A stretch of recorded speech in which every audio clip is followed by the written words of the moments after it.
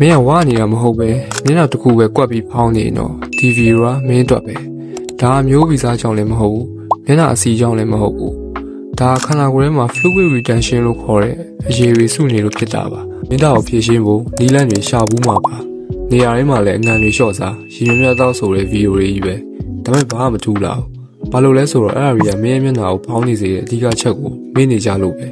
ဒီဗီဒီယိုမှာတော့တရားရဲနဲ့မင်းရဲ့မျက်နှာဖောင်းတာကိုကြာသွားစေမယ်ဒီလမ်းတွေပြင်မျက်နှာဖောင်းတာကိုဖြစ်စေတဲ့အဓိကအချက်တွေကိုပြောပြပေးသွားမယ်နံပါတ်1 truck your sodium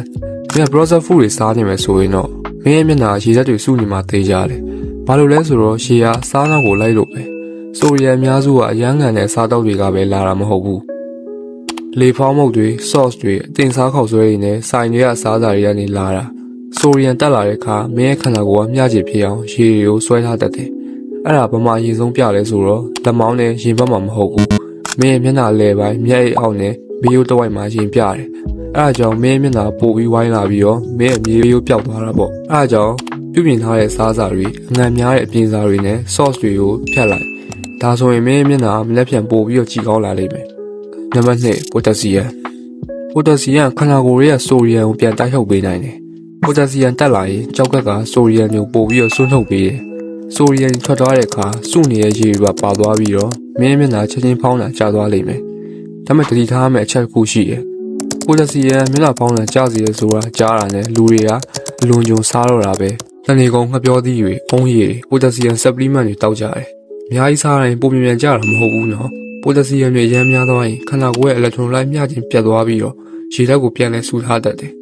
အဲကြောင့်အဆုံးမရောက်ပါနဲ့ဆိုဒီယမ်ကိုထိန်းညှိဖို့ပဲပိုတက်ဆီယမ်ကိုသုံးပါဆယ်မွန်ကထောပတ်တီဟင်းနုနယ်ရွက်ကစုံဥငပြောသီးနဲ့အုံးရီတို့ကအကောင်းဆုံးပိုတက်ဆီယမ်အရင်းမြစ်တွေပဲနံပါတ်3ညဘက်သမင်းလိုကြုံစားခြင်းမနှနိုးတဲ့အခါမျက်နှာဖောင်းနေအဲ့ဒါကြောင့်ဖြစ်ဖို့များတယ်ကာဗွန်ဟိုက်ဒရိတ်ကရန်သူမဟုတ်ပေမဲ့စားတဲ့အချိန်ကအရန်ရေးကြီးတယ်မင်းကာဗွန်ဟိုက်ဒရိတ်တွေအများကြီးစားလိုက်တဲ့အခါခန္ဓာကိုယ်ကဂလိုက်ကိုဂျင်နေနဲ့တိမ့်စီတယ်ဂလိုက်ကိုဂျင်ကရေဓာတ်ကိုအများကြီးတိုးလောင်ထားတတ်တယ်အဲ့ဒါကြောင့်မနှနိုးရင်မျက်နှာကဘာဖြစ်မှမသိတော့အောင်ဖောင်းနေတာပေါ့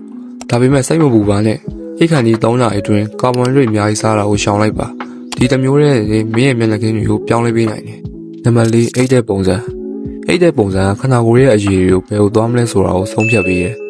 မင်းကမောက်အိတ်တာဒါမှမဟုတ်ပေးဆောင်ပြီးခေါင်းနဲ့မျက်နှာကိုဖိထားတာမျိုးဆိုရင်မျက်နှာကိုအများကြီးပေါင်းများစွာဖိထားသလိုဖြစ်နေပြီးအရည်တွေအဲ့ဒီမှာပိတ်နေမိလိမ့်မယ်အားကြောင့်အစားတောက်ဆင်ရင်လည်းပေါင်းနေတတ်တယ်အားကြောင့်ပတ်လက်အိတ်ပါပြီးရင်ခေါင်းကို15ဒီဂရီကနေ30ဒီဂရီတောင်မြင့်ထားပါခေါင်းတစ်လုံးပိုခံလိုက်ရုံပါပဲတပတ်လောက်လုပ်ကြည့်ပါမင်းမျက်နှာကင်းမျက်နှာကတိတတာပြောင်းလဲသွားလိမ့်မယ်နံပါတ်5ကွာရှာလူတော်များများအထင်မှားနေကြတခုရှိတယ်။ကွာရှာတိုက်တယ်ဆိုတာမျက်နှာအစီအရီကိုလောင်ကျွမ်းစေရမဟုတ်ဘူး။ဒါပေမဲ့သူကမျက်နှာမှာဖောရောင်နေတဲ့အရည်ကိုစီးစင်းသွားအောင်လုပ်ပေးနိုင်တယ်။မျက်နှာနိုးတဲ့အခါမျက်နှာကြီးဖောင်းကားနေဆိုတာ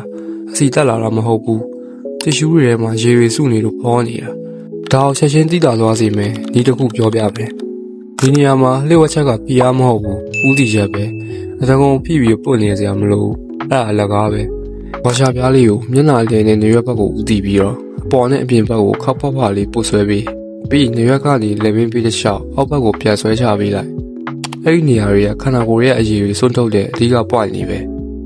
ဒီတိုင်းလေးတစ်နေ့ကိုစက္ကန့်30ကနေ60လောက်ပဲလုပ်ပေးကြည့်လိုက်